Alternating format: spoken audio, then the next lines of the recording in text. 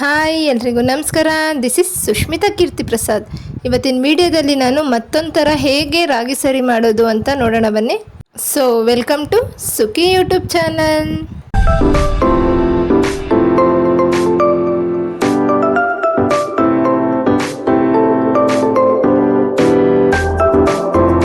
Okay, ಈ ರಾಗಿ ಸರಿಗೆ ಮೊದಲನೇದಾಗಿ ನಾನು ಈ ಬಾದಾಮಿ ಬರುತ್ತಲ್ಲ ಅದನ್ನು ಒಂದು ಹಿಡಿ ತಗೊಂಡು ಒಂದು ಓವರ್ ನೈಟು ಸೋಕ್ ಮಾಡಿ ಇಟ್ಕೊಂಡಿದ್ದೆ. ಸೊ ಬೆಳಗ್ಗೆ ಎದ್ದು ಅದರದ್ದು ಸಿಪ್ಪೆ ತೆಗೆದು ಒಂದರಿಂದ 2 ದಿನ ನಾನು ಬಿಸಿಲಲ್ಲಿ ಚೆನ್ನಾಗಿ ಒಣಗಿಸ್ಕೊಂಡೆ. ಸೊ ಆವಾಗ ಅದು ಕ್ರಿಸ್ಪಿನೆಸ್ ಬರುತ್ತೆ.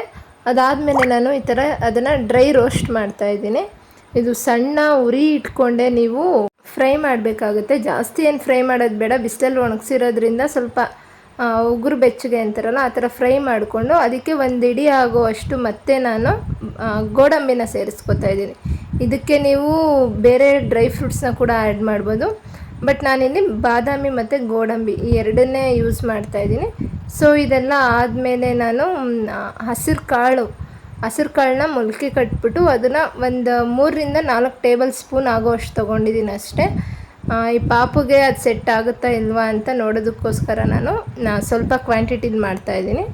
ಸೊ ಇದನ್ನು ಅಷ್ಟೇ ಮೊಳಕೆ ಕಟ್ಟಿಸಿ ಇದನ್ನು ಬಿಸಿಲಲ್ಲಿ ಚೆನ್ನಾಗಿ ಒಣಗಿಸಿ ಡ್ರೈ ರೋಸ್ಟ್ ಮಾಡಿಕೊಂಡು, ರಾಗಿನ ನಾನು ಈ ಸಲ ಮೊಳಕೆ ಕಟ್ಟಿಲ್ಲ, ಹಾಗೆ ಅದನ್ನು ಸ್ವಲ್ಪ ಚೆನ್ನಾಗಿ ತೊಳೆದು ಒಂದು 7ರಿಂದ 8 ಸಲ ವಾಶ್ ಮಾಡಿ ಚೆನ್ನಾಗಿ ಬಿಸಿಲಲ್ಲಿ 1ರಿಂದ 2 ದಿನ ಒಣಗಿಸಿ ಅದು ಸ್ವಲ್ಪ ಗರ್ಗರಿ ಆಗೋವರೆಗೂ ಒಣಗಿಸ್ಬಿಟ್ಟು ಅದನ್ನು ಮತ್ತೆ ನಾನು ಈ ಥರ ಡ್ರೈ ರೋಸ್ಟ್ ಮಾಡ್ಕೊತಾ ಇದ್ದೀನಿ.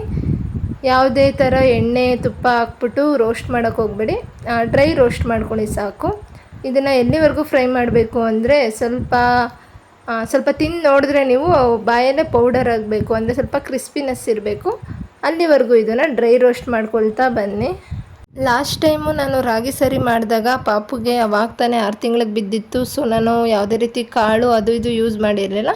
ಸೊ ಇವಾಗ ಅವನಿಗೆ 7 ಮಂತ್ಸ್ ಆಗಿರೋದ್ರಿಂದ ನಾನು ಈ ಕಾಳನ್ನ ಸ್ವಲ್ಪ ಯೂಸ್ ಮಾಡೋಣ ಅಂದ್ಕೊಂಡಿದ್ದೀನಿ. ಇದು ತಿಂದಾದಮೇಲೆ ನೆಕ್ಸ್ಟ್ ಟೈಮ್ ರಾಗಿ ಮಾಡಿದಾಗ ನಾನು ಎಲ್ಲ ಥರ ಕಾಳು ಮತ್ತು ಸ್ವಲ್ಪ ಡ್ರೈ ಫ್ರೂಟ್ಸ್ ಎಲ್ಲ ಜಾಸ್ತಿ ಹಾಕೋಣ ಅಂದ್ಕೊಂಡಿದ್ದೀನಿ. ಅದನ್ನು ಕೂಡ ನಾನು ನೆಕ್ಸ್ಟ್ ಟೈಮ್ ವೀಡಿಯೋ ಮಾಡಾಕ್ತೀನಿ. ಸೊ ಇದನ್ನು ಸೆಕೆಂಡ್ ಸ್ಟೇಜ್ ಆಫ್ ರಾಗಿ ಸರಿ ಅಂತ ಕೂಡ ಕರಿತೀನಿ.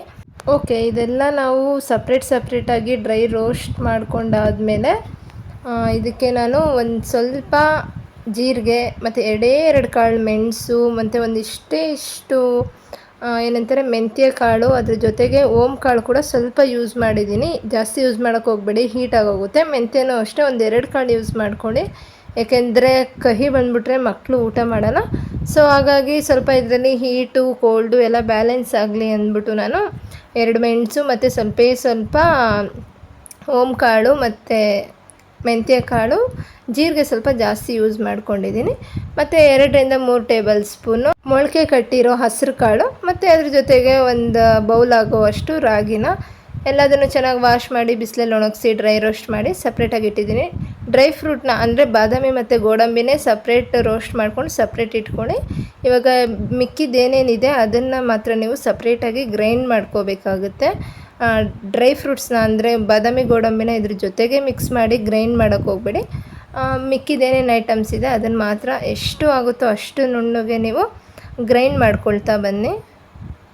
ಏಕೆಂದರೆ ಬಾದಾಮಿ ಗೋಡಂಬಿನ ಇದ್ರ ಜೊತೆಗೆ ತೆಳ್ಳಗೆ ಜರಡಿ ಹಿಡಿಯೋಕ್ಕಾಗಲ್ಲ. ಸೊ ಅದನ್ನು ಸಪ್ರೇಟ್ ನಾನು ಗ್ರೈಂಡ್ ಮಾಡ್ಕೋತೀನಿ. ಸೊ ನೋಡಿ, ಇವಾಗ ರಾಗಿ ಏನಿದೆ ಅದನ್ನು ಚೆನ್ನಾಗಿ ಗ್ರೈಂಡ್ ಮಾಡಿಕೊಂಡು ಈ ಥರ ಒಂದು ಬಟ್ಟೆಯಲ್ಲಿ ಮತ್ತೆ ನಾನು ಫಿಲ್ಟ್ರ್ ಮಾಡ್ತಾಯಿದ್ದೀನಿ. ಇದು ತುಂಬ ಅಂದರೆ ತುಂಬ ನುಣ್ಣಗೆ ಮಾಡ್ಕೋಬೇಕು. ಆವಾಗ ಈ ಥರ ಚಿಪ್ಪೆ ಸಪ್ರೇಟು ಮತ್ತು ಹಿಟ್ಟು ಸಪ್ರೇಟ್ ಆಗುತ್ತೆ ನಮಗೆ ಪೌಡರು. ಸೊ ಮಕ್ಕಳಿಗೆ ಡೈಜೆಷನ್ಗೆ ಅದು ಹೆಲ್ಪ್ ಆಗುತ್ತೆ. ಚಿಪ್ಪೆ ಸಮೇತ ಹಾಕಿದ್ರೆ ಸ್ವಲ್ಪ ಕಷ್ಟ ಆಗುತ್ತೆ. ಹಾಗಾಗಿ ಈ ಥರ ನೈಸಿಗೆ ಮಾಡ್ಕೊಳ್ಳಿ ನೀವು. 1-2 ಸಲ ಬಟ್ಟೆಯಲ್ಲಿ ಅದನ್ನು ಮತ್ತೆ ಜರಡಿ ಇಟ್ಕೊಳ್ತಾ ಬನ್ನಿ. ಇದಾದಮೇಲೆ ಹೇಳಿದ್ನಲ್ಲ ನಾನು, ಈ ಬಾದಾಮಿ ಮತ್ತು ಗೋಡಂಬಿ ಏನಿದೆ ಅದನ್ನು ಈ ಥರ ಒಂದು ಜ್ಯೂಸ್ದು ಫಿಲ್ಟರ್ ಬರುತ್ತಲ್ಲ ಅದರಲ್ಲಿ, ಇಲ್ಲಾಂದರೆ ದೊಡ್ಡ ಕಣ್ಣಿಂದು ಜರಡಿ ಬರುತ್ತೆ, ಅದರಲ್ಲಿ ನೀವು ಈ ಥರ ಸ್ವಲ್ಪ ಜರಡಿ ಇಟ್ಕೊಳ್ತಾ ಬನ್ನಿ. ಇದನ್ನು ಬಟ್ಟೆಲಿ ಜರಡಿ ಹಿಡಿಯೋಕ್ಕಾಗಲ್ಲ. ಸೊ ಈ ಥರ ಫಿಲ್ಟರಲ್ಲೇ ಜರಡಿ ಇಟ್ಕೊಳ್ತಾ ಬನ್ನಿ. ಇದು ಒಂಚೂರು ನಿಮಗೆ ಗಂಟು ಸಿಗಬಾರ್ದು, ಆ ಥರ ನೀವು ಜರಡಿ ಹಿಡಿಬೇಕಾಗತ್ತೆ. ಏಕೆಂದರೆ ಮಕ್ಕಳು ಅದನ್ನು ಅಗೆಯೋಕ್ಕಾಗಲ್ಲ. ಸೊ ಹಾಗಾಗಿ ನಾವು ಎಷ್ಟೇ ಮುಂಜಾಗ್ರತೆ ತೊಗೊಂಡ್ರೂ ಸಾಲಲ್ಲ. ಸೊ ಇದನ್ನು 1-2ರಿಂದ 3 ಸಲ ನೀವು ಈ ಥರ ಜರಡಿ ಇಟ್ಕೊಳ್ತಾ ಬನ್ನಿ. ಆವಾಗ ನಿಮಗೆ ಪೌಡರ್ ಸಪ್ರೇಟು ಮತ್ತು ಅದೇನೇ ಗ್ರೈಂಡ್ ಆಗದೇ ಇದ್ದರೆ ಅದು ಸಪ್ರೇಟ್ ಆಗುತ್ತೆ ನಿಮಗೆ. ಸೊ ಆವಾಗ ಮಕ್ಕಳಿಗೆ ತಿನ್ನೋಕ್ಕಾಗಲಿ ಡೈಜೆಷನ್ಗಾಗಿ ಸ್ವಲ್ಪ ಸುಲಭ ಆಗುತ್ತೆ. ಹಾಗಾಗಿ ನೀವು ಇದನ್ನು ಸ್ವಲ್ಪ ಚೆನ್ನಾಗಿ ಜರಡಿ ಇಟ್ಕೊಳ್ತಾ ಬನ್ನಿ. ಇವಾಗ ನೋಡಿ ನಾನು ಹೇಳಿದ್ನಲ್ಲ, ರಾಗಿ ಹಿಟ್ಟು ಅಂದರೆ ಸ್ವಲ್ಪ ಜರಡಿ ಇಟ್ಕೊಂಡಿರೋ ಹಿಟ್ಟು ಮತ್ತು ಈ ಬಾದಾಮ್ ಪೌಡರು, ಇದನ್ನೆರಡನ್ನು ನಾನು ಮತ್ತೆ ಮಿಕ್ಸ್ ಮಾಡ್ಕೋಬೇಕು. ಮಿಕ್ಸ್ ಮಾಡಿದ್ರೆ ಅಷ್ಟೊಂದು ಹೊಂದ್ಕೊಳ್ಳಲ್ಲ ಅವೆರಡು.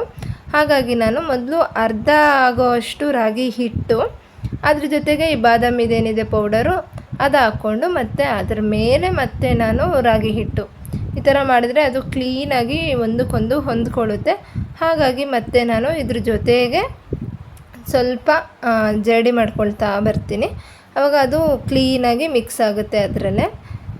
ಇದನ್ನು ನಾವು ಸ್ಟೋರ್ ಮಾಡಿ ಎತ್ತಿಟ್ಕೊಂಡು ಮಕ್ಳಿಗೆ ಮಾಡಿಕೊಡೋದ್ರಿಂದ ನೆನ್ಪಿಟ್ಕೊಳ್ಳಿ, ತುಂಬ ಅಂದರೆ ತುಂಬ ಹುಷಾರಾಗಿ ಮಾಡಿ ನೀವು. ಯಾಕೆಂದರೆ ಮಕ್ಕಳಿಗೆ ಹೇಳ್ಕೊಳಕ್ಕಾಗಲ್ಲ, ಅದರಿಂದ ನಾವು ತುಂಬ ಹುಷಾರಾಗಿ ಮಾಡ್ಕೋಬೇಕು.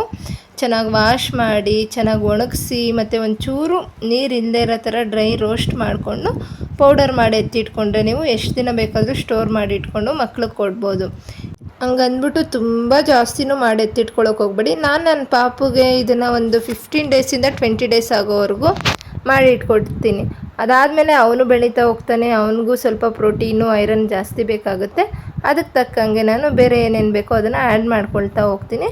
ಸೊ ನೀವು ಅಷ್ಟೊಂದು 15ಇಂದ 20 ಡೇಸ್ ಆಗೋವರೆಗೂ ಮಾಡಿಕೊಂಡು ಈ ಥರ ನಾನೊಂದು ಕಂಟೈನರಲ್ಲಿ ಸ್ಟೋರ್ ಮಾಡ್ತೀನಲ್ಲ ಆ ಥರ ಮಾಡಿಟ್ಕೊಳ್ಳಿ. ನೆಕ್ಸ್ಟು ಆ್ಯಸ್ ಯೂಶ್ವಲ್ ಸರಿ ಮಾಡೋದು ಗೊತ್ತಿದೆಯಲ್ಲ. ಸೊ ಗೊತ್ತಿಲ್ಲ ಅಂದರೆ ಒಂದು ಬೌಲಲ್ಲಿ ನೀರು ಇಟ್ಕೊಂಡು ಅದು ಚೆನ್ನಾಗಿ ಕುದಿಸ್ಕೊಂಡು ಬೇರೆ ಸಪ್ರೇಟ್ ಗ್ಲಾಸಲ್ಲಿ ಒಂದು 1/4 ಭಾಗಕ್ಕಿಂತ ಕಮ್ಮಿ ಆಗೋಷ್ಟು ನೀರು ಇಟ್ಕೊಂಡು ಈ ಪೌಡರ್ ಹಾಕ್ಕೊಂಡು ಇದನ್ನು ಕಲಿಸ್ಕೋಬೇಕು ಚೆನ್ನಾಗಿ.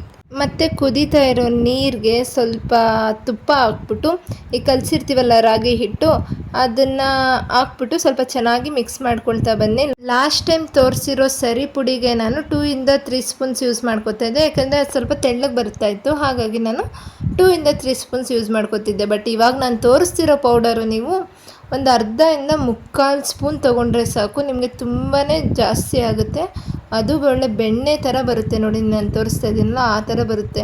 ನಮ್ಮ ಪಾಪುಗೆ ನಾನು 1 ಸ್ಪೂನ್ ಹಾಕಿದ್ದೆ, ಬಟ್ ಅದು ತುಂಬಾ ಜಾಸ್ತಿ ಆಗಿತ್ತು. ಸೊ ನಿಮ್ಮ ಮಕ್ಕಳು ಎಷ್ಟು ತಿಂತಾರೋ ಅದು ನೋಡ್ಕೊಂಡು ಮಾಡಿ. 1 ಸ್ಪೂನ್ ಮಾಡಿ ನೋಡಿ ಸ್ಟಾರ್ಟಿಂಗು, ಆವಾಗ ನಿಮಗೆ ಅಳತೆ ಗೊತ್ತಾಗುತ್ತೆ. ಸೊ ಇದು ತುಂಬಾ ಸಾಫ್ಟಾಗಿ ತುಂಬಾ ನೈಸಾಗಿ ಒಳ್ಳೆ ಬೆಣ್ಣೆ ಥರ ಇರುತ್ತೆ. ಸೊ ಇದನ್ನು ನೆಕ್ಸ್ಟ್ ಸ್ಟೇಜ್ ಮಕ್ಕಳಿಗೆ ಕೊಡ್ತಾ ಹೋಗಿ. ರುಚಿನೂ ಚೆನ್ನಾಗಿರುತ್ತೆ ಮತ್ತು ಕನ್ಸಿಸ್ಟೆನ್ಸಿನೂ ಚೆನ್ನಾಗಿ ಬರುತ್ತೆ. ಸೊ ನೋಡ್ತಾ ಇದ್ದೀರಲ್ಲ ಎಷ್ಟು ಸ್ಮೂತಾಗಿದೆ ಅಂತ. ಓಕೆ, ನಾನು ನೆಕ್ಸ್ಟ್ ವಿಡಿಯೋದಲ್ಲಿ ಮತ್ತೆ ಯಾವ ಥರ ಸರಿ ಮಾಡ್ತೀನಿ ಅಂತ ಶೇರ್ ಮಾಡ್ಕೋತೀನಿ ನಿಮ್ಮ ಜೊತೆಗೆ.